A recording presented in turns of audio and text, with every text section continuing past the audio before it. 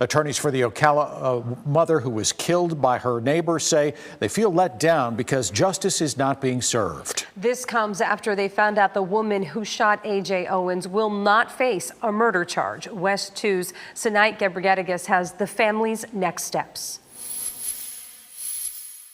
We don't feel like AJ's been given equal protection. In a virtual news conference Tuesday, attorneys and spokespersons for A.J. Owens' family expressed disappointment.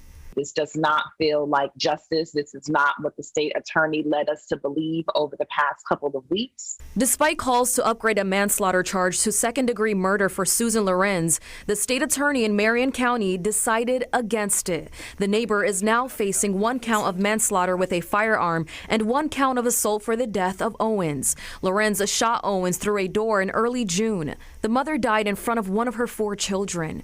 Owens tried to confront Lorenz for allegedly throwing a skate at her child. They feel if the roles were reversed, that AJ would have been charged with murder.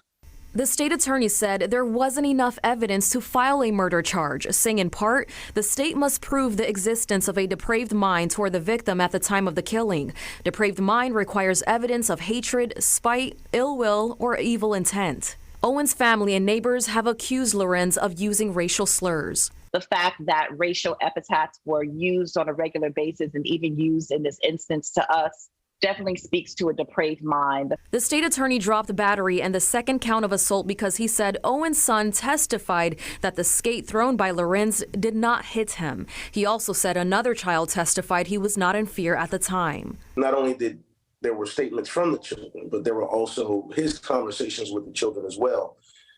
Whatever he determined at that time, he didn't share with us. Lorenz could face up to 30 years behind bars. The family wants Owens' children to know that their mother's life mattered.